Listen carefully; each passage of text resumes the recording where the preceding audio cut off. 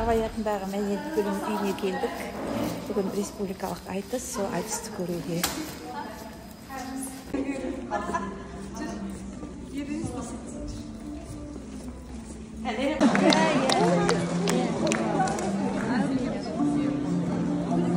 Республикалық асар айтысына аналары, әжелері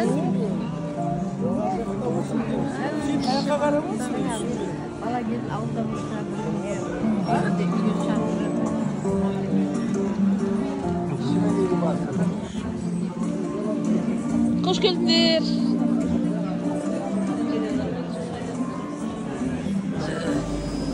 Осының 50 жылдық аясында Ақтау қаласының 60 жылдығына арналған Маңғыстау киелі түбегім Ақтау менің жүрегім атты республикалық ақындар айтысы.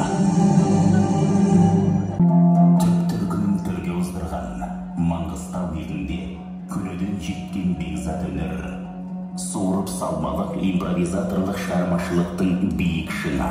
Айтыстың дауысы жаңа үнімен жаңғырықты.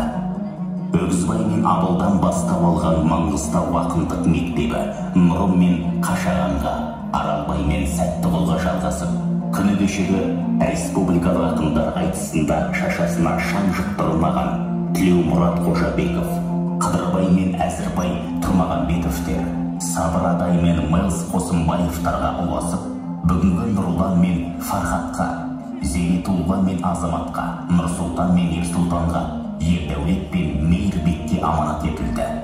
Тіл өнеріміз айтыс ұлтымыздың назарынан бір сәтте тыс қалып көрген жоқ. Екінші жаһан соғысының бел ортасында еліміздің төрі Алматы қаласында республикалық ақындар айтысы өткізіліп, оған Маңғыстаудан Сәттіғұл ақын қатынасты. Соғыстан соң туын сәл кейін түсірген айтыстың байрағы өткен ғасырдың 70-ші жылдары қайта желбіреді. Еліміз бойынша етек алған айтыстың еңсесін тіктеу жұмысына өңірімізде Мұрат Өскінбайұлы, Зелдебай Бекарыстанов, Тілеумұрат Қожабеков сынды азаматтар ат салысты. Өлкөдегі 80-90-ші жылдардағы айтыстың дамуына Мырзатай Болатов, Әстірған Ахметов, Құжырғали Төлеушев бастаған жанашырлар үлес қосты. Айтыс қанымызда баба рухы атойлап, ұлттық болмысымызды қайта жаңғыртты. Ақындар өздерінің басты парызы елдің сөзін айта білді. Елмен етене сөйлесіп, ол замандарының Шалғиызы мен Доспамбеті, Бұқары мен Абылы бола білді.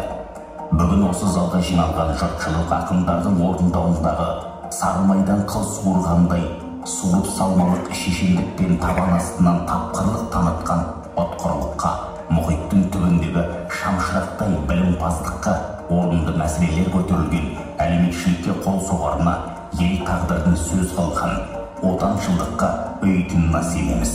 Сөз қадірі төмендемей, бүгінгі айтыстың дүбірі дүниеге шарласын, тыңдаушының құлақ құрышын қандырсын.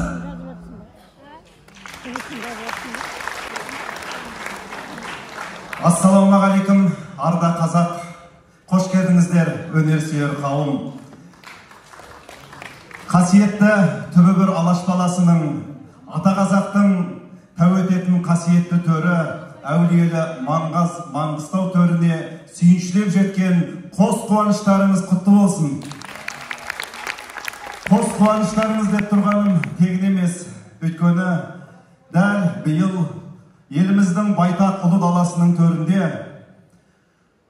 Маңғыстау облысының жарты ғасырлық мерейтойы, еңселі 50 жылды еңсерген ордалы өңірдің төл қуанышы.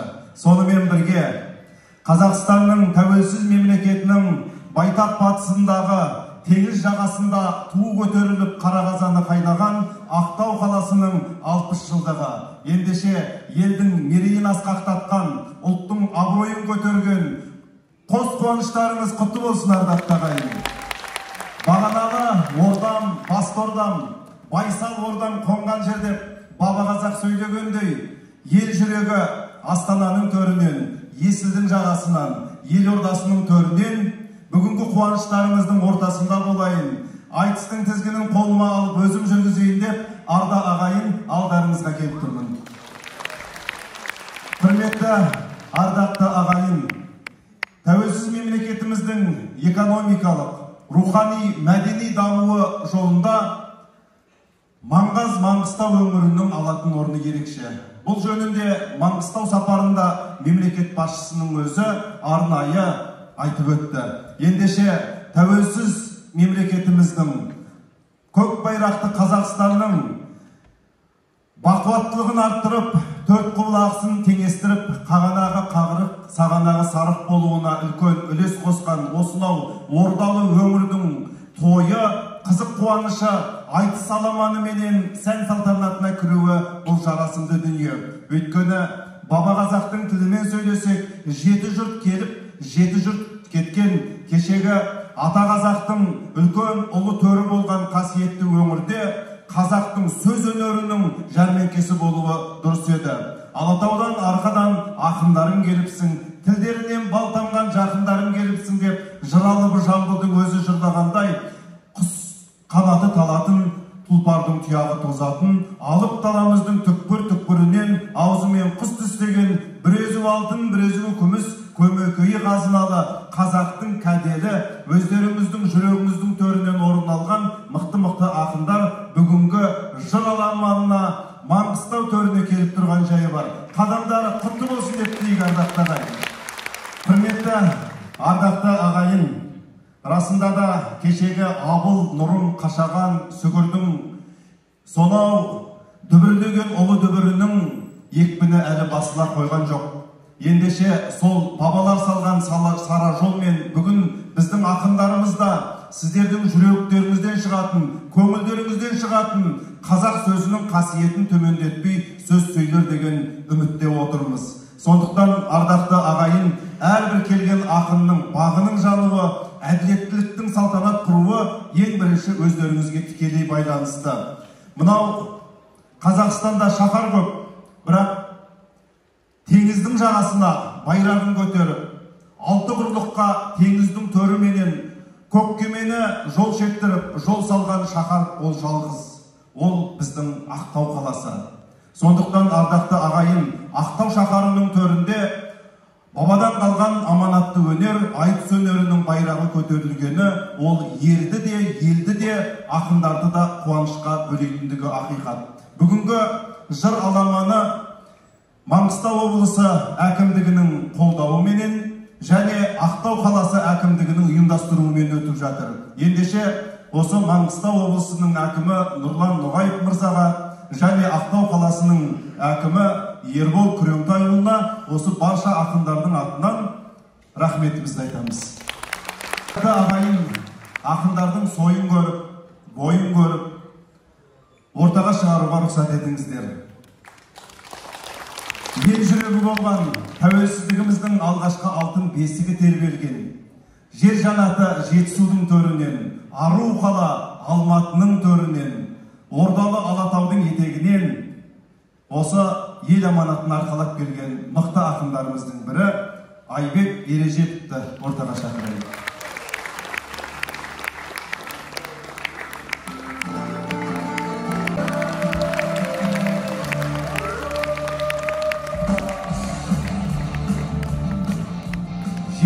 ғасырдың басында, дәлірек айтсақ, бұл 20 жылдардың ұлдарында ұлт ұстазы, ұлт көсемі Ахмет Байтұрсынұлы әлхамдулилля 6 миллион қазақ болдық деп қуанған екен.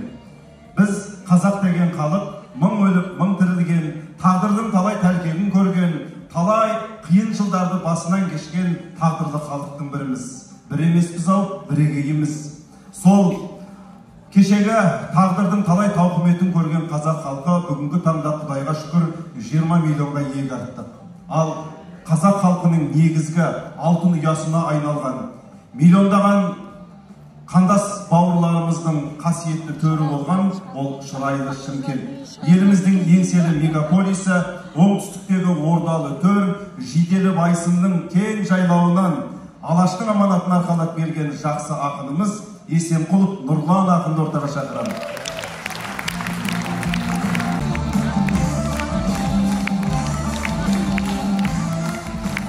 Біздің арда қазақтың ұлы тарихы талай дәуірлерді көркемдейді. кешегі сақ дәуірінен бастап, Оғыз дәуірінен бастап, ұлық халқымыздың төл тарихы ол сыр өңіріменен тікелей байланысты. Кешегі мерейлі еліміздің төл астанасы болған Ақмешіттің, Қызылорданың орны қазақ үшін, мемлекетіміз үшін әрқашанда бөлек. Сыр Алаштың анасы деген сөз бар. Ендеше Алаштың анасы болған қасиетті сырдың төрінен, Сырдарияның жағасынан қазақтың қазіргі айтыс өнерінің алдаспаны Мейірбек Сұлтанхан келіп отыр. Қарсы алыңыздар.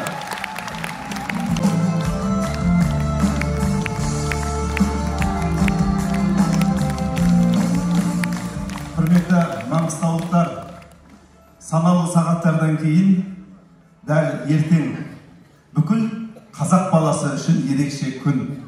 Өздеріңіз жақсы сезіп отырсыздар, біліп отырсыздар деп ойлаймын. Жүрегімнің түбіне терең бойла, мен бір жұмбақ адаммын оны дойла. Соқтықпалы, соқпақсыз жерде өстім, мыңмен жалғыз алыстым кінә қойма деген адамзаттың алыбы, ақыл ойдың заңғары, бүкіл қазақ деген ұлттың интеллектуалдық деңгейін әлемдік биіктікке көтеріп берген хакім Абайдың туған күні, яғни Абай күні. Құтты болсын ардақты ағайын. Сол Абай елінен, Шыңғыстаудың төрінен, Тобықтының торғын қызы бүгінгі қазіргі қазақ айтыс өнерінің ажарын кіргізіп жүрген аяулы қарындастарымыздың бірегейі Әсел Ереже қызы келе жатыр. Қарсы алыңыздар.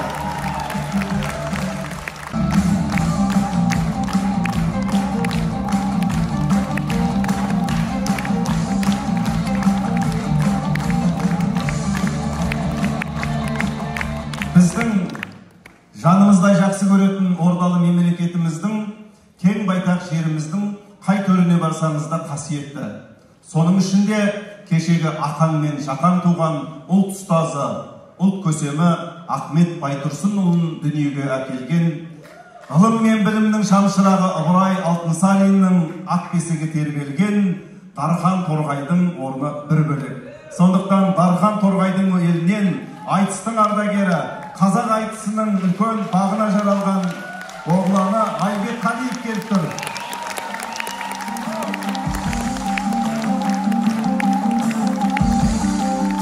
Халықтың ықыласы ерекше. Халықтың ықыласы ерекше.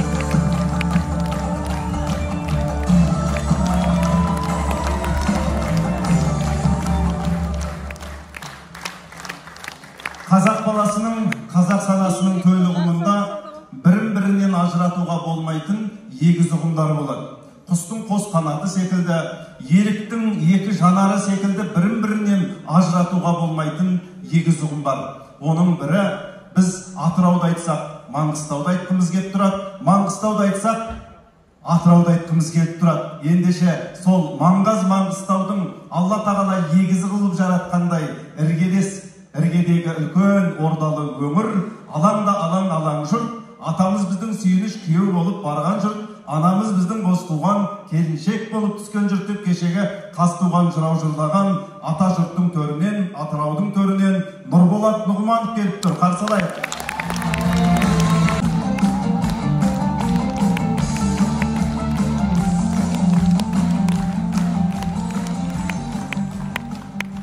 Кейде біздің ұлан-ғайыр ұлы даламызды оңай біздің еншімізге бере салғандай көрінеді. Ақиқатына жүгінсек олай емес қой, ардақты ағайын. Кешегі ата-бабаларымыздың сан ғасыр бойы Ақ-найзаның ұшымен, Ақбілектің күшіменен тоқымдай жерге қан төгіп күрескеннің арқасында біз бүгін мына ұлы даланың мұрагері болдық.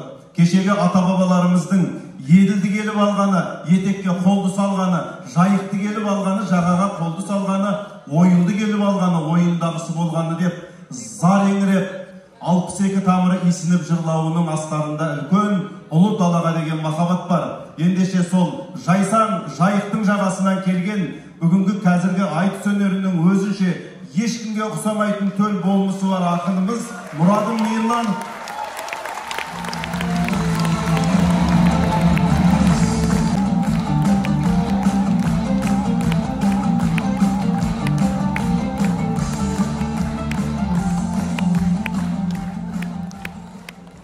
Арғы тарихымыздың ізін кешегі көне бабаларымыздың, арғы бабаларымыздың тасқа қашап тұрып жазған, ойып тұрып жазған аманатынан іздейміз. Ендеше кешегі Орхон енесі ескерткіштері, таластың бойындағы балбал тастардың жүзіндегі бабалар қалдырған аманат бүгінгі біздің арқамыздағы аманат. Сол көне Тараздың төрінен сан мыңдаған жылдық ұлы тарихы бар Қаратаудың етегінен келген айтыстың тамаша бір айығының бірі Қанат Мырзахан ортамызда. Қарсы алыңыздар. Жаңалықтың бірі ол біздің керегеміздің кеңейіп жаңадан 3 облыстың шаңырақ көтергендігі. Жаңадан ашылған Ұлытау облысы ол бүкіл ұлт ұясы, Алаш баласының қасиет көріп, тәу өтіп баратын, тағзым ететін төрінің бірі. Кешегі ұлы тарихымызда небір келелі кеңестер, Алаш баласының басы қосылған үлкен ордалы жиындар Ұлытаудың төрінде болғандығы белгілі. Сан ғасырлық біздің ұлы тарихымыздың төрінде елдің көшін бастаған хандарымызды ақ киізге көтеріп ұлықтаған қасиетті төрі, мемлекетіміздің саяси орталығы болған хандық мемлекеттің Ұлытаудың төрінен қазіргі айтыс өнерінің, қыз бен жігіт айтысының хас шебері менің төл шәкіртім Мақсат Аханов ортамызда.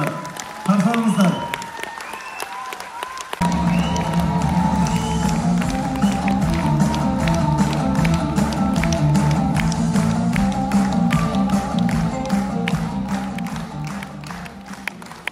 Маңғыстаудың жұртын рухани өлшеммен айтқан кезде кешегі ақындардың арқалы көшіне назар салып тұрып, кешегі 7 қайғының 5 жүйріктің елі дейді ғой. Сол 5 жүйріктің елі бабаның дәстүрін бұзбай, бүгінгі аламанға 5 бірдей жүйрігін тұмарлап қосып отыр екен. Ендеше 5-еуіне де жол болсын деп, мен сахна төріне шақырамын. Маңғыстау облысының атынан топқа түсетін жас жүйрігіміз Зейнетолла Қосынбаев ортаға шақырамын.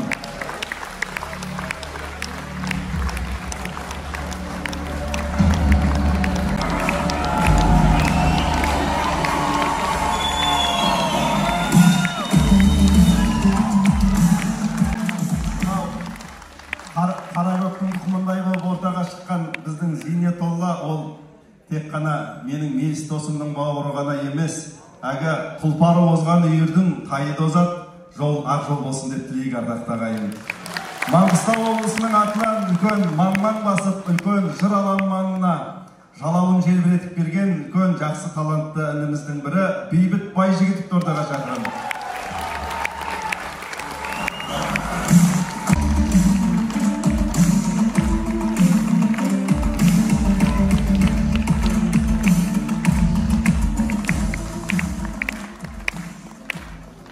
Еңсесі биік, осы өңірдің от ауызды ақыны болам деп белін бекем буып келген тамаша талантты ініміздің бірі Ербол Жұмаханды ортаға шақырайын.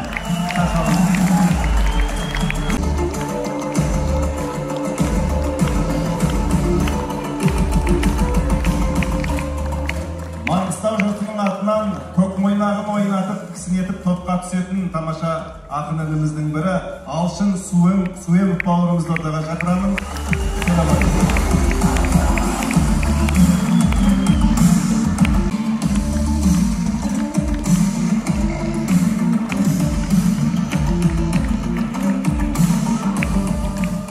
Бүгінгі өнер қуанышының, өлең қуанышының қуанышына қуаныш қосам деп келген тамаша талантты ініміз Қуаныш Жолдас бауырымызды ортаға.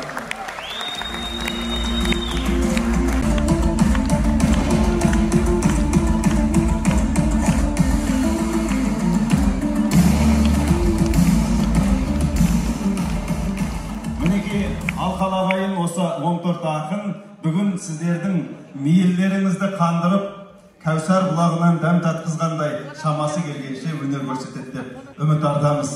Ал ардақты ағайын осы ақындардың 100-ден жүйрік мыңнан тұлпар екендігін айқындау үшін айтыстың ережесі бойынша, дәстүрі бойынша қазылар алқасын сайладық. Сол қазылар алқасын таныстыруға рұқсат етіңіздер. Сіздер бір жыл ғана емес, осы білесіздер. Осы бабадан қалған байтақ өнерді ұмытылып бара жатқан кезде, тамыры суалып бара жатқан кезде, қынаптан шыққан қылыштай жарқ еткізіп, ұлттың алдына алып шыққан ол ұлт руханиятының абысы, қазақ өнерінің ерен қайраткерлерінің бірі, Парасат орденінің иегері, Қазақстанның еңбек сіңірген қайраткері, қазақ поэзиясының үлкен ақиық ақындарының бірі, бәріміздің рухани ұстазымыз Жүрсін Ермановтың еңбегі ерекше. Егер Жүрсін Ерманов болмаса, ана отырған меліс те, мына тұрған мен де бәріміз айтыстың төріне қалай келер едік. Сондықтан осы бәріміздің айтыс көшінің, қазіргі қазақ айтысының ұстазы, атасы Жүрсін ағамыз барлықтарымызға той құтты болсын деп Алматының төрінен сәлем жолдады. Бүгінгі ақындар айтысының тең төрағасының бірі онлайн жүйесінде осы бағасын беріп, батасын беріп отыратын біздің Жүрсін ағамыз болады. Бір қошемет көрсетіп қойыңыздар. Сіздерді естіп отыр. Айтыстың сән салтанаты басталған сәтте сонау кешегі Абылдың, Нұрымның, Қашағанның кәделі жолын жалғастырып, тәуелсіздік жылдарында Маңғыстаудың төрінен Қаракөктің тұқымындай Алталаштың ортасына ол жасалған ордалы ақын, ол менің сахнадағы 30 жыл айтысқан досым, әріптесім, ол Меліс Қосынбай. Орталарыңызда Қазақстанның еңбек сіңірген қайраткері, құрмет орденінің иегері, кешегі бабадан қалған байтақ өнерінің иесі, бір өзі осынау байтақ батыстың төрінде үлкен мектеп қалыптастырған тұлға Меліс Қосынбаев, Қазылар алқасының төрағасы. Менің оқушым Меліс Қосынбаев деген. Қазылар алқасының мүшесі, Қазақстан Республикасы парламент мәжілісінің депутаты, президенттік сыйлықтың иегері, Қазақстанның еңбек сіңірген қайраткері, қазақтың үлкен жалынды, отты ақиық ақындарының бірі, өздеріңіз жақсы көретін Жанарбек Садықханұлы Әшімжан мырза. Орталарыңызда. Қадамыңыз құтты болсын, жәке. Қазақ қаласының әр төрінде айтыстың үлкен өзіндік мектебі қалыптасқан. Естеріңізде ме? Кешегі 90-шы жылдары айтыстың төрінде сонау Әзімбек Жанқұзиев, Мұхамеджан Тазабеков, Айнұр Тұрсынбаева секілді талантты ақындардың шоғыры қалыптасып, Қаратау ақындары қазақ айтысының көшінде өзгеше бір үлкен сән салтанатыменен жарасымды күй кешетін. Кейінгі жылдары сол көш саябырсып, айтыстың буы басына бастаған кезде айтыстың тізгінін қолына алып, бүгінгі таңда айтыстың Қаратау төрінде өркендеуіне, өсуіне үлкен үлес қосып келе жатқан Қазақстан Республикасы айтыс ақындары мен жыршы термешілерінің Жамбыл облысы бойынша филиалының төрағасы, қазақ айтысының тамаша ардагер ақындарының бірі Ахметжан Өзбеков ортамызда, Қазылар алқасының мүшесі.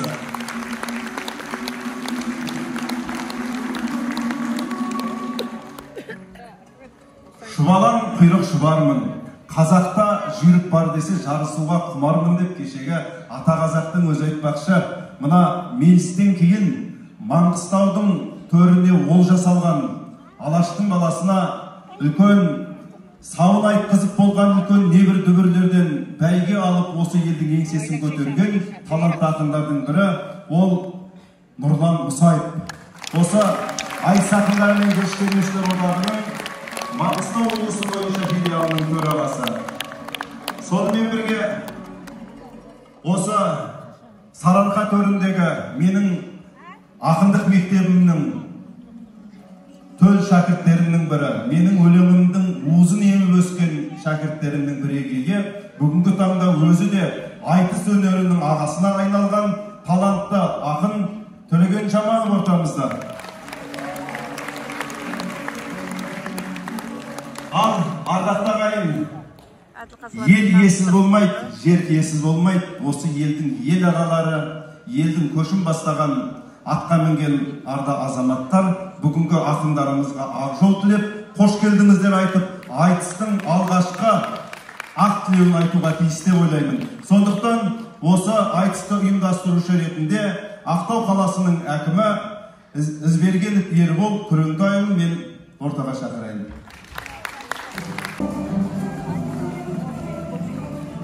Қайырлы күн, құрметті ағайын, құрметті өнерсүйер қауым. Биыл Маңғыстау облысының құрылғанына 50 жыл, Ақтау қаласының іргетасы қаланғанына 60 жыл мерейтойы өтіп жатыр. Осы қос мерейтойға арналған осы бүгінгі бәріміздің жиналып отырған шарамыз арнайы ұйымдастырылып отыр. Осы шарамызға келіп отырған мәртебелі қонақтарымызға қош келдіңіздер айтамын. Айтыс қазақтың төл өнері деп айтсам артық болмас. Қиын қандай заман болмаса да сөз өнерін құндылығы ешқашан жойылмаған. Жаңа ғана Аманжол Алтаев ағамыздың айтып кеткені, бұрын 90 жылдары мына теледидардан кеңінен айтыс көрсетілді. Бүткіл барша өнерсүйер қауым, мына отырған өздеріңіз айтыс қашан болады екен деп теледидардың алдына жиналып тамашалаған болатынбыз. Сол уақытта сол айтысты жүргізіп отырған Жүрсін Ерманов ағамыз, сол айтысты сахнада отырып бір-бірімен айтысқан арамыздағы бүгін жүргізуші болып отқан Аманжол Алтаев ағамыз, бүгін қазылар алқасының төрағасы болып отқан Мелис Қосынбаев ағаларымыз отыр. Енді жаңағы жалпы айтыста ақындар бүгінгі додада сөз додасында сіздерге сәттілік тілеймін.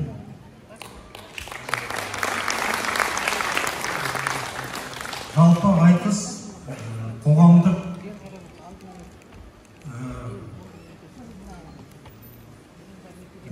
ой қалыптастыратын бір күш деп есептеймін. Әріптестерім, Алла бүгін ауыздарына сөз салсын, сіздерге дайындалуға жол ашайық. Бір қошемет құрметті ағайын ақындарымызға. Қыз кірпігін қаққанша ой табатын суырып салмалы өнердің жемісі. Сондықтан да мына ақындар келісіп алады, жаттап алады деген күдікке мүлдем жол бермеу үшін біз Маңғыстау төріндегі айтысты жеребе арқылы өткізетін боламыз. Дұрыс па құрметті ағайын? Сахнаға шыққанша кіммен айтысатынын білмейді. Сондықтан орталарыңыздан екі кісіні, екі өнерсүйер Маңғыстаудың өкілін шақырамыз. Кез келген жеребе суырайық. Қанекей, кім шығар? Келіңіздер. Екі адам шыға қойыңыздар.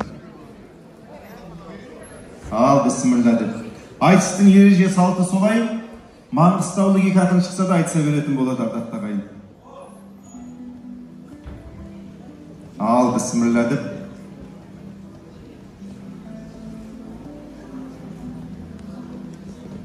Кім айтса деген жеребе бойынша.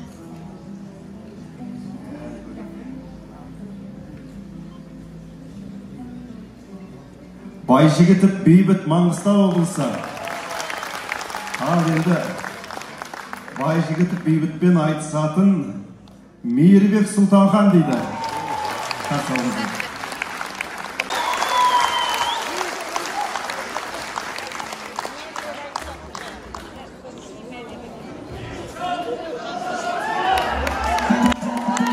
Бейбіт Байжігітовпен Мейірбек Сұлтанхан. Aynen sәттілік.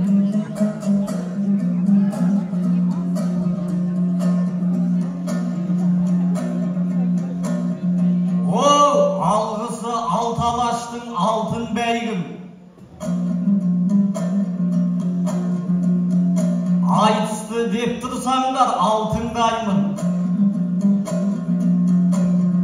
Терлеп тепшіп кетсек те мына залда ағайын лебізіңнен салқындаймын.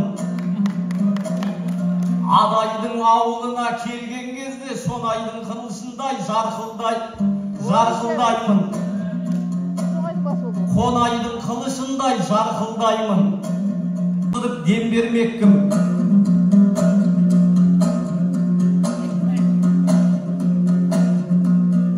Ағмешітте дүниеге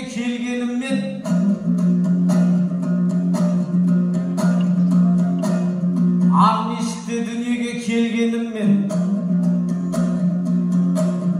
киелі Маңғыстауды төр көрмекпін.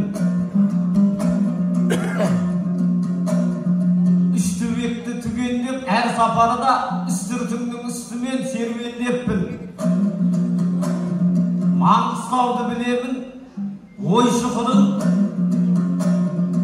елімнің пейілімен емделмекпін. Атыраудан жол тартсам, Манатаға бет сипап, Бейнеу жақтан Бермені жеттім. Түпсіз жатқан теңізге тік қараған, ақ кетікке апарса түп қараған, толқынында кемедей тербелмекпін. Маңғыстау ауданына барғанымда көлдей тұнық көңілім көрген көптің. Мәтжандар сөзден мүсін орнатқан жер, әбіштей әулиені толғатқан жер, оңдың айта кетуді оң көрмекпін. Еркесі ердің басын бағалайтын, еркектері қазанға жоламайтын, қызанмен Ақшыңырауда ел көрмеппін. Қаралтынның ордасы Қарағия, Жетібай бар қазаққа бағалыя, құрықтың құрметіне шөлден жеттім. Қанғасқар қазынама ол жасалған, мұнайлы болғанымен ең жасаудан серпілістің бастауы сендер деппін. Жаңаөзенде жаңа Қазақстанды құрып берген, Жаңаөзенде жау жүрек ел көрмеппін.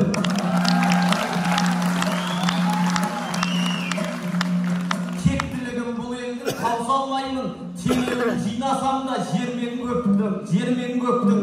100 батыр жауға шапқан Маңғыстауға, 100 жырауды толғатқан төрден кеппін. Қарсыласты қапыда оқсатпасам, қопырап қайту үшін келген жоқпын. Қызыл тілім түбінен қырқылып түс, елінде бір шаппасам, ермекеттің айды.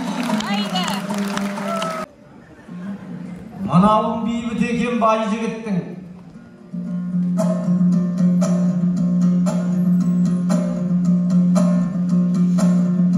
Бала күннен өзіңе бесігінде басынан ұстатқан май жігіттің. Айтысқа жаңа шыққан жас болсам да, қапалана көрмегін қайғы қыптым. Соңын кесіп тұрсам арман бар ма? Көмбеңді шаңдататын сәйгіліктің. Желіде жер тарпыған текті құлын, аламанға түсер шақ жетті бүгін. Адайдың 5 жүйрігін еске салып, адайдың 5 ақыны кепті бүгін. Баяғы батырлардың бал екенсің, теберік қылып алған тектілігін.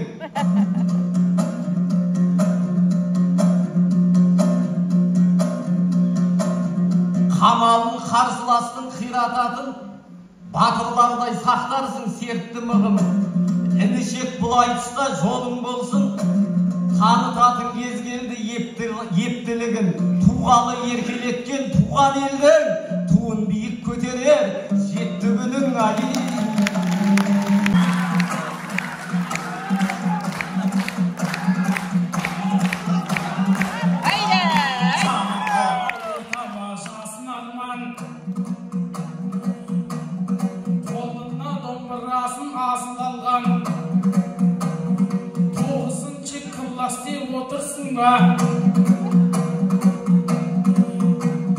Бір атақа бересің тосын алған, жас болсам да бас болып сөйлейін мен. Алдап тағы кетпесін асыл арман, інісін отқан шығар менсінбестен. Жерімде талай жаудың жасы қалған, Ешабай 15-інде атқа қонса, алдында түркіменнің басы қалған.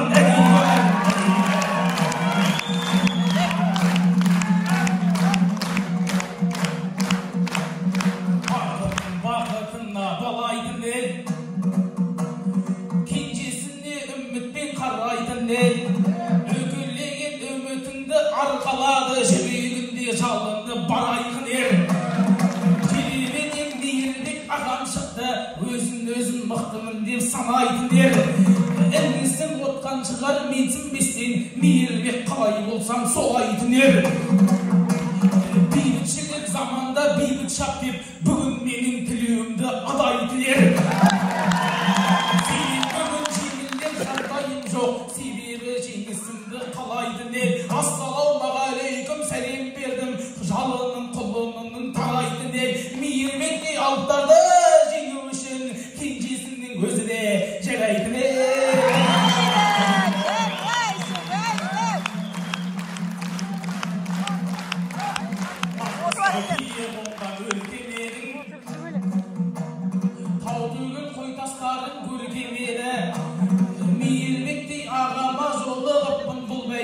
болғанда мен керегі.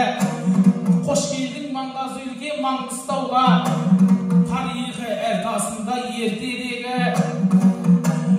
Ағаларым ауылға қонақ болса, бейбіттей сүткен жеңіз еркеледі. Бешжүйрегім шапқанда көк мойнақтай талай жүйрек жеңе алмай ентеледі. Ат тұяғын қайбасар деген сөз бар, тұяғын тасқа тисе өртеледі. Сондықтан шегінеді деп ойлама, ақынның бүгін өлең көмкереді. 9 түгіл қорықпай, 90-нында 8 арыс алайдың сергелері.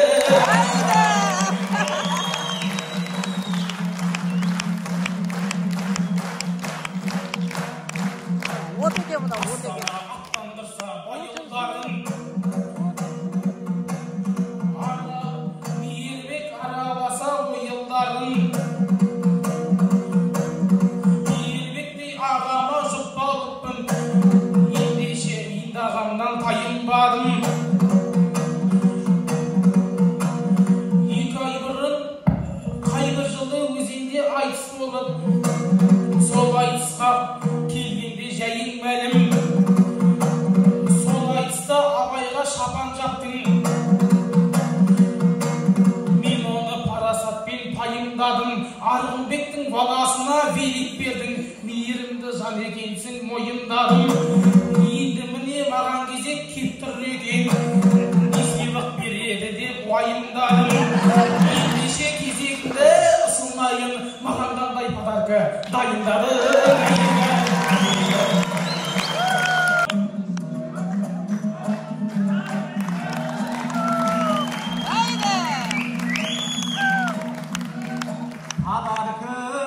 Дейді айқай-ақау,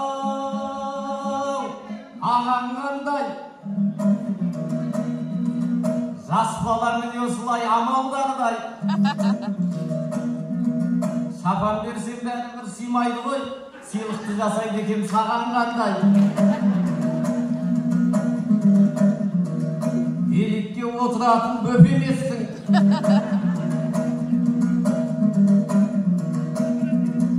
Баласың, бірақ бізге бағаңнардай.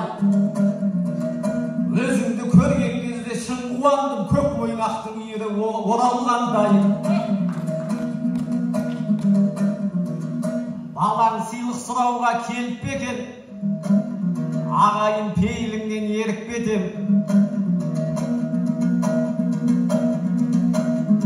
Менсінбей отырысың деп бастадың да сыйлық сұрап қалдыңыз, не қып көкем? Өзіңе де бар бүгін беретінім, төбеңнен де алмаймын төніп кетем. Асықсаң сазайыңды танытамын, асықпасаң батамды беріп кетем.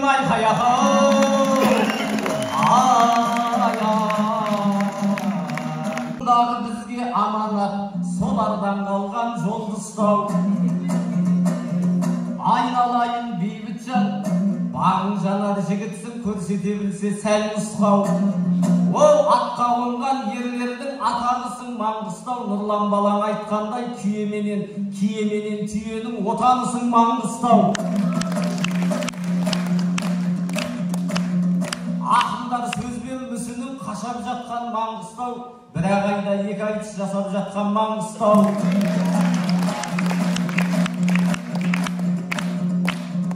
Ол шөптің шөлі қанар деп, ақыры жаңбыр жауар деп, тасаттығын тәңірге шалдырып жатқан Маңғыстау. Ол ауызсудың жағдайын айта аузын талдырып жатқан Маңғыстау. Құрғақшылық қысса да, құрғақшылық қысса да, қар өлеңмен мейірін қандырып жатқан Маңғыстау.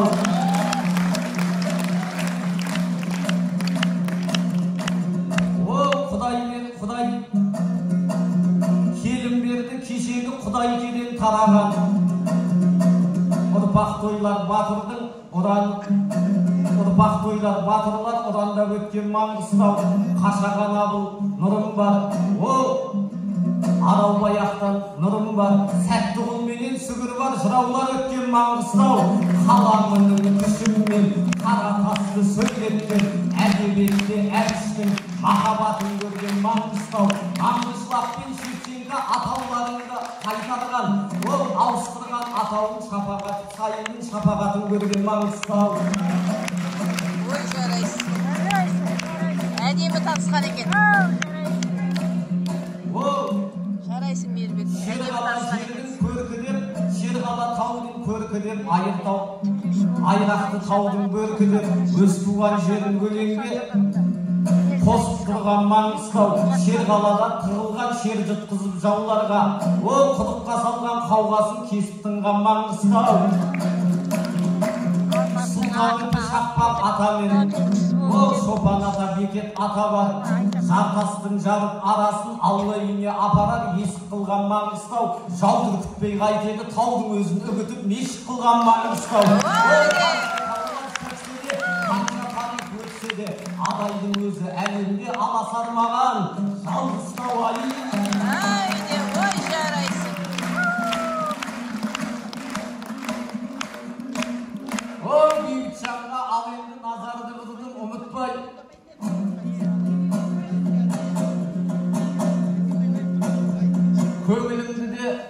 Көңілімді өзіңе отырған едім суытпай.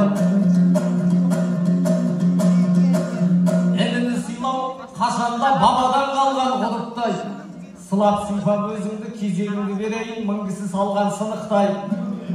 Саған деген пейілім ыстықтығын сұрасам, ол ыстық су шыққан құрықтай.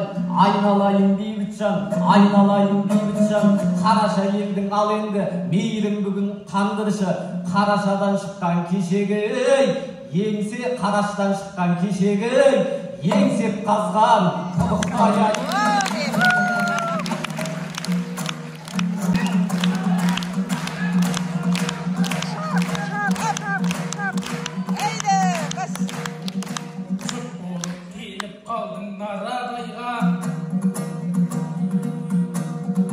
Артық кетіп қалмағын аға байла, елгелеме еліңді ойла дейсің. Мейірбек солай бізді таламай ма? Ермемет 15-інде бей болды деп нұсқау беріп отыр ғой Нарадайға. Баба меріп, аға меріп, ақын болдым. Шешересін қазақтың тарамай ма? Абай айтқан кешегі ек болмаса, соларға ұқсап бақсам жарамай ма? Біздің елде кедейге заң қаталда, байларға бірақ қандай тыйым боп тұр. Миллиардтап ел тонаған сатып алды, қайраттарға миллиардтап елді тонау сатып алды, қайраттарға әшейін тыйым боп тұр. 6 жыл абақтыға үкім болды, барлығы ұйымдасқан ұйым боп тұр. Келген қонақ Қаратауға қарайды жармыш барған. Қалнияздан батырлық жыры қалған, батырлық өзі қалса қармыстардан. Облысқа 50 жыл деп біз айтқанмен, дәлел көп тарихтағы дәл нұсқаннан. Ең ежелгі адамдар мекендеген, Қосқұдықта қорғанып бар дұшпаннан. Жоғалған динозавр сүйектерін табасын таушықтағы әр қыстаудан. Айрақтының айрықша таңбалары сыр шертет адам түгіл аңғыстардан. Адамзаттың бастауы маната деп аңыздан ақиқаттап әр нұсқаннан.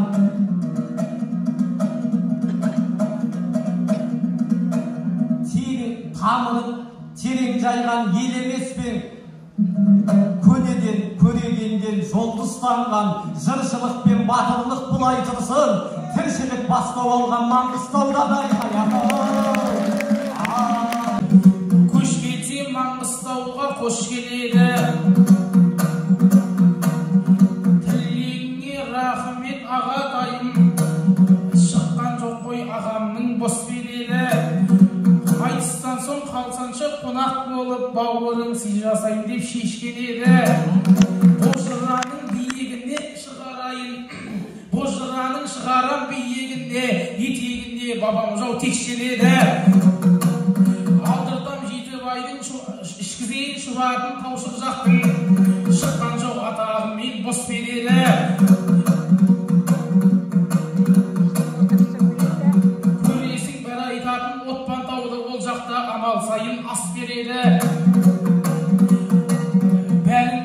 талай қағып таң қаласың, бағаңның беріледі бестегені, күзі келді қаласың ұмыт алмай. Бағаңның беріледі бестегені, неліктен Маңғыстауда тумадым деп, қысқасы көзің есті жас келеді.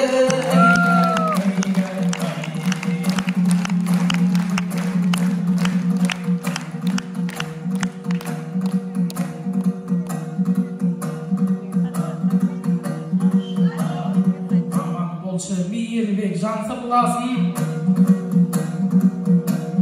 болсыншы туған өлкем ғасыр жасын, қосым менен қошаман бол ағайындар. Бұйырса финалына өтеміз ау жүрегімнің оны пайып басылғасын. Каспийінде суыңда таусылмасын, Каспийдегі ақшаңда таусылмасын. Жасын аяна бейбіттің апайы бір 10 қалғанын болыңыз. Бейбітке бейбіт секілді ақырын Мейірбекке 10 дұрыс сол. Қанат берен 6 шығады екен.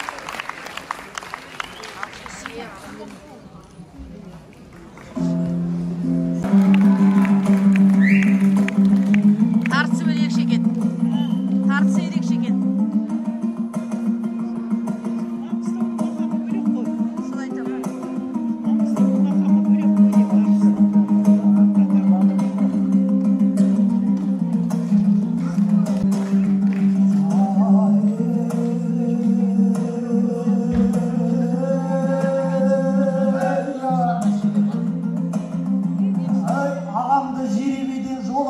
Содан кейін бақытты болып тұрмын.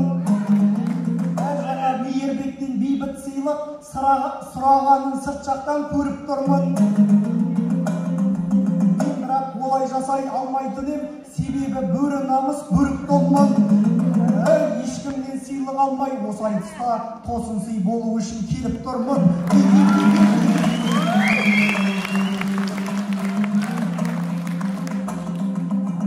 Бақа жолдас болса да балықпенен, түлкі жолдас болмайды тауықпенен. Шашы топқа түскен соң шал құйрықтай шамамның жеткенінше шауып көрем. Бүгінгі бұл айтыста байқап тұрсам, атақты ақындар көп алып кеген. Мысалы Айбек, Масат, Мейірбектер сахнада сайрайды шабытпенен.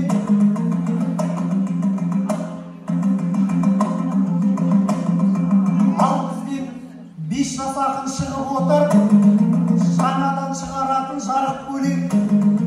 Сондықтан бізді елемей қалмаңыздар, мәселенің мәнісі анық терең. Домбыра тартсаң тоқтамай таңды таңға жалғайсың, шап қанаттай заулайсың, жанған оттай қаулайсың. Айналайын ағамал, жартысуға да шама бар, шарпысуға да шама бар, қайсысын өзің таңдайсың.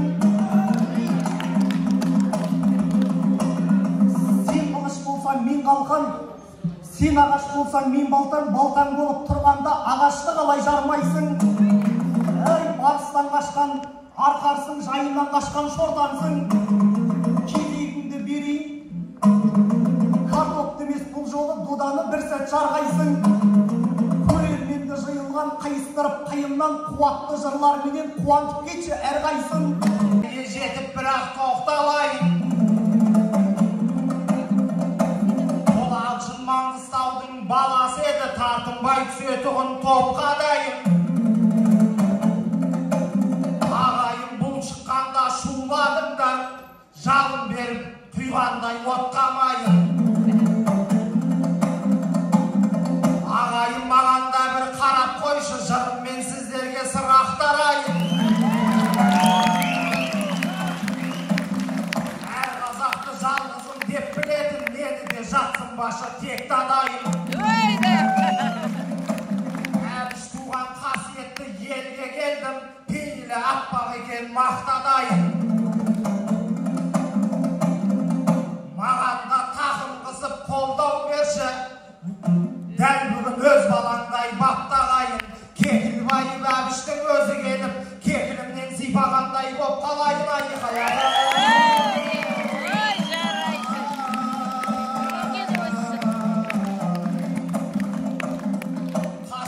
жолдас болмайды түлкіменен, түлкі жолдас болмайды кірпіменен.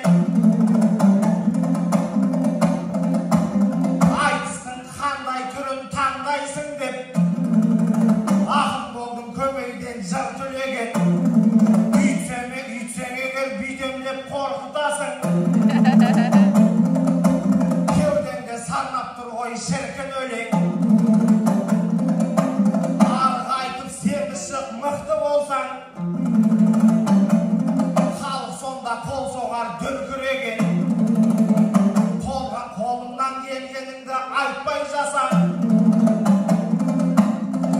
мәуел ағаш жөн болмас сілкімеген. Арасын бөліп тұр күз, ал көктемге ұқсайды көріп толғыз. Төрт мезгіл ол өлеңнің төрт жолындай тартылып тыңдарманға беріп тұрмыз.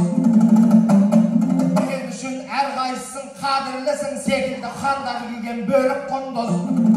Арқардың асығындай балаң едік, лағындай болмасақ та еліктің біз. Ағайын ақ батанды алсақ болды демейміз шапан жауып көлік мінгіз. Каспийдің ортайғанын естіп едік, бүгінге көзімізбен көріп тұрмыз. Көпті көрсе көл болар деп ырымдап, бас иіп босағаннан еніп тұрмыз. Каспиймен бір ортайған көңілімді өлеңмен толтыруға келіп тұрмыз. Ой, жарайсың. Беріп сахнадан орын берсін. Қасымда Маңғыстаудың баласы отыр, шын жүйріктің ішінен көрінгеншін. Маңғыстаудан бес ақын келіп отыр, ағайын көңілінің төрін берсін. Маңғыстаудан кеп тұрған бес ақынға Құдайым бес жүйріктің жолын берсін. Айқаяғым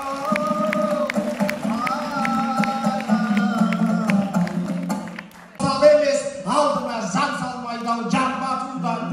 Ағайын осы айтқаным рас болса, қолдап қойшы залда отырған. Маңғыстаудың ел жұртын мың жасаңдар, жүрек дейман тілінде тәуба тұрған. Қала салу жағынан ғана емес, бала табу жағынан алда тұрған. Айқаяқым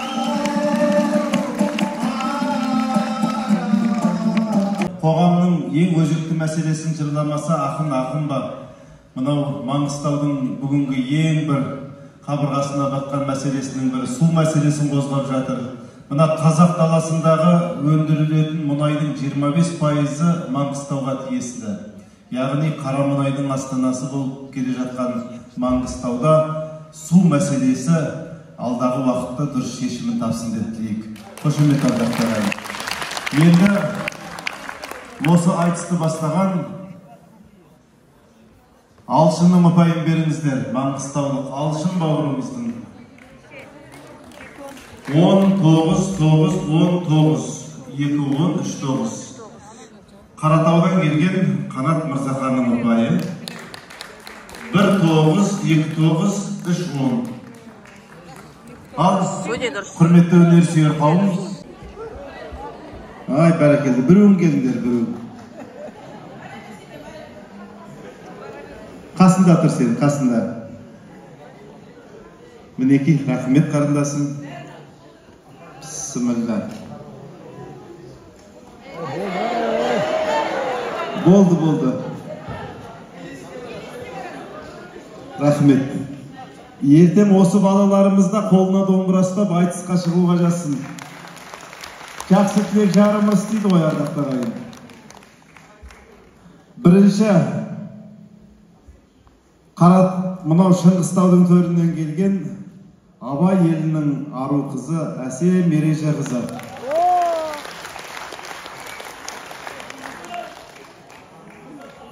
Әсеммен енді мақсат шыққан дұрыс еді, бірақ енді жеребенің өз заңы бар, сіздерге көнемін. Жұмахан Ербол дейді, Маңғыстау облысы.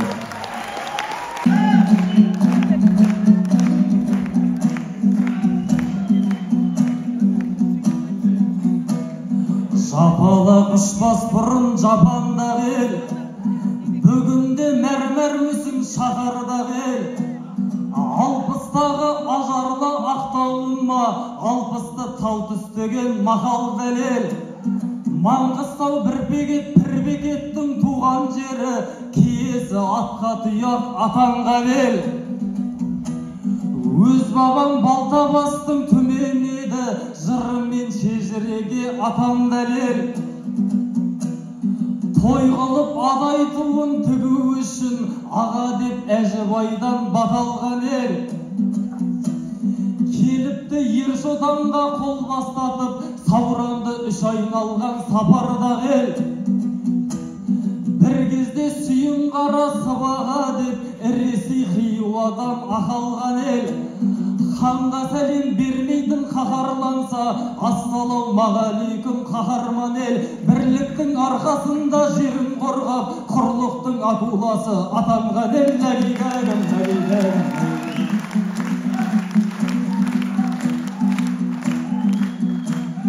Пендеден өскен ұлмын сағысынбай, болама Бұқараға балысынбай. Абылақтан қашағым Аралбай мен нұрымның шабыс барма шабысындай. Өскінбай тұрсын әділ шолтаманды, оқығасын көз көрген танысымдай. Көкшетел қысқан менен Хамит атам, өтпепті ару қызға ән ұсынбай. Әли балта қаралда марғабайдай, палуандар екі тумас арысыңдай. Ақиық сабырадай жырлағандай, жасыны ерлерімнің намысындай. Әйтеуір мен білетін Маңғыстаудың иті де басқалардың барысындай. Әгигәдім, әгигәдім.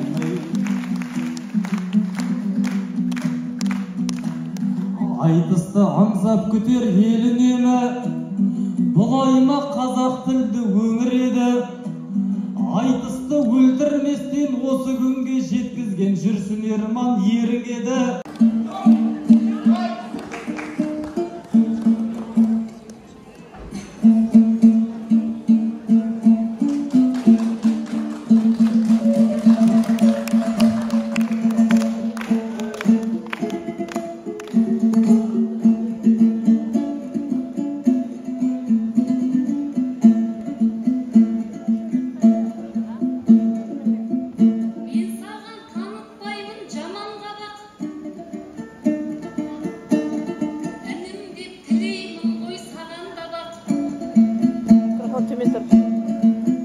Жырыңды теріс қарап айттың және, мен қалдым қылығыңа алаңдап.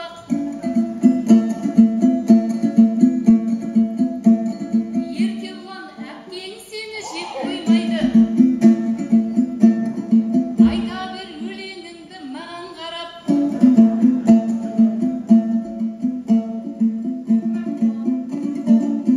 Микрофон жөндейтін ғой. Әнімнің жеңгейі болды сөзін еғіп.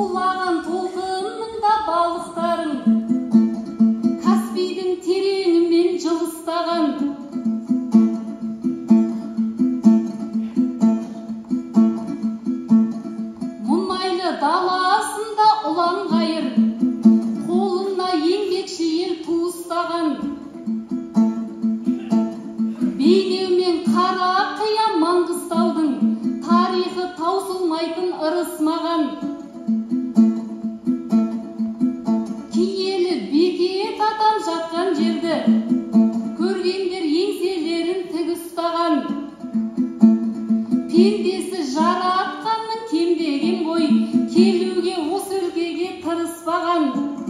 Ағайын сен не деген бақыт дедің, осынау топырақта тыныстағаным.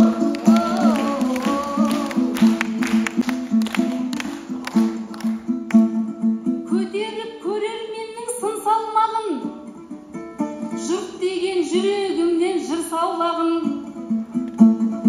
Облыс ұлы дүбір жасап берді, орындап мына біздей жыр шарманын.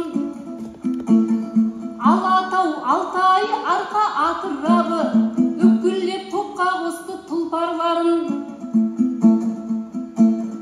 Елсеніп отырғанда үміт артып, жөн болмас тура жолдан бұлтарғаным. Тойында Маңғыстаудың көсілейін, ерітіп көңілдің мұз құрсауларын. Біздерді қай жетісіп жүрдейсіздер, ұйқысыз ойға салған ұлт арманын. Менде бір шырылдаған бос торғайын, көгімде келіп отыр бір самғағым.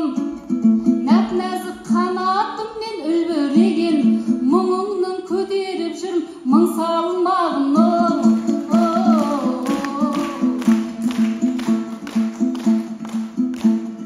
Құяйын шабыт жүрмен шамың амай, мен сенің таптырмаспын жаның әжай.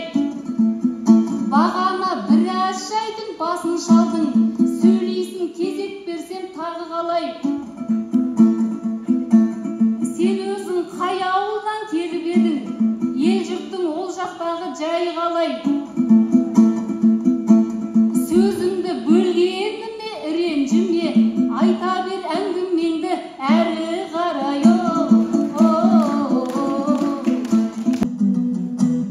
Жүйріктер жер танағын қуырмақ па, қорамсаптан сөз жебе суырмақ па. Мағамым мен сазыма тиістің ау, секер қосып жегендей қуырдаққа. Ақпан мен таздың дауы аз болғанбай, мағам мен саздың дауын туындатпай. Аяқтарды бөлді биыл, дәлелдеп елдің сөзі еленгенін.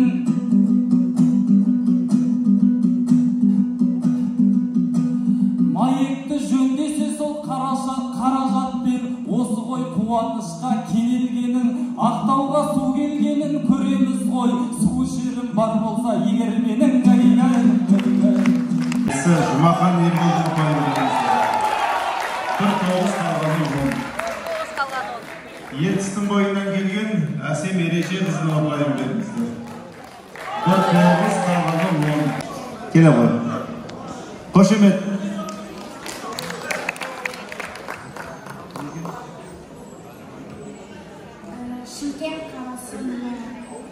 Шымкент қаласы Нұрлан ағай дейді. Нұрлан Есенқұлов. Ордағы оңтүстік Қазақстанның төрінен, жеделі байсының белінен шырайлы Шымкентте келген ақынымыз Нұрлан Есенқұлов. Нұрланмен айтысатын маңғыстаулық ақын жолдас Қуаныш қарсы алыңыздар. Нұрлан Есенқұлов, Қуаныш жолдас.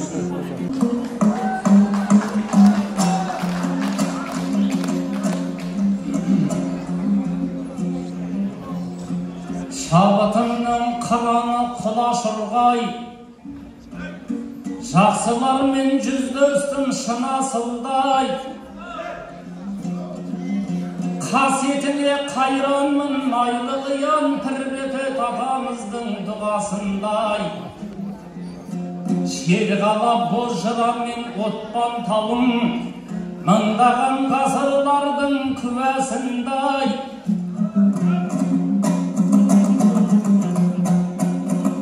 Пейілімнен айналдым қалыңадай, бұлақтың мөлдір таза тұмасындай. Өздеріңді сағынып келіп тұрмын, балуанды яз батырдың құласындай. Ой, жарайсың!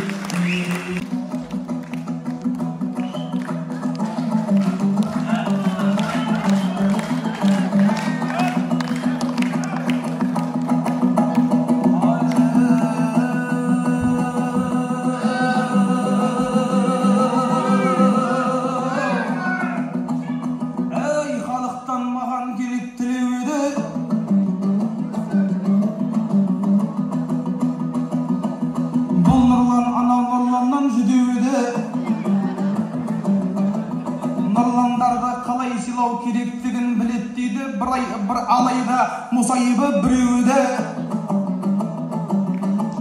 Қалайша аға сөзін құп алмаймын, дегенмен пәрменіңді қыла алмаймын. Ай, қонақ қылып төріме шығарсам да, әттің ай басыма шығармаймын.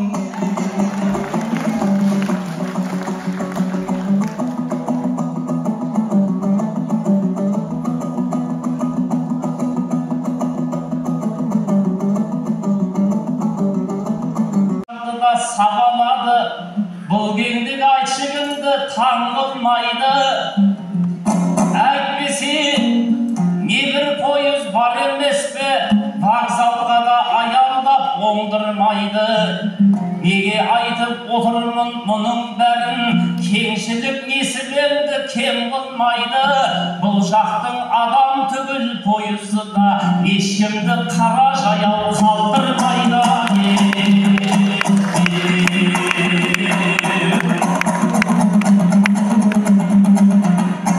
Жүрегімді жуады жыр нөсері, ақындар ақиқатпен тілдеседі.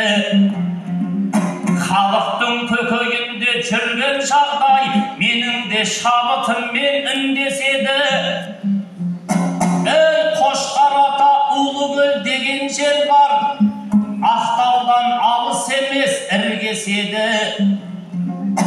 Одақтың кезіндегі химиялық зат төгетін жер екен бұл кешегі. Сол көлдің табанында қалып қойған, жел соқса қаламызға құм көшеді.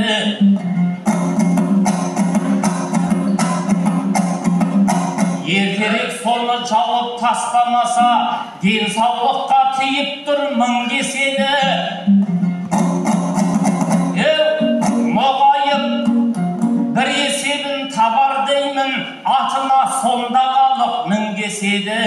Әйтпесе Ақтаудағы ақ жүрек жұрт арқалайын деп тұр ғой, мұң беседі. Ұлыкөлдің шешпесе мәселесін, ұлы жылан шаққандай күн кешеді.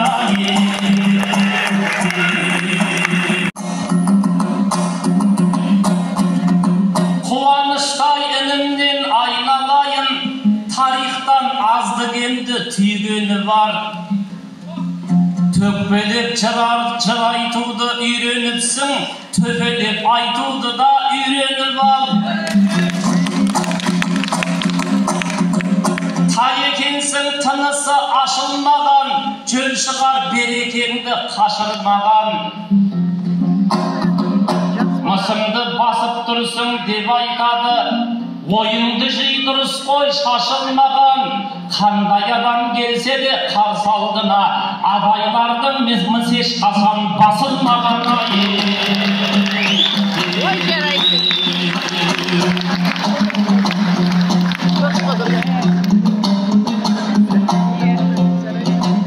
Ақтауым гүлмісің, таусылмас жырмысың, қайтадан келген секілді жырғысың. Шалқарындай даланың теңізіңе қарадым, ажары жайнасын Ақтаулай қаладың. Ақтауым, Ақтауым, айтылар тәттәнім, есімнен кетпейді шапағат соққан. Қошеметті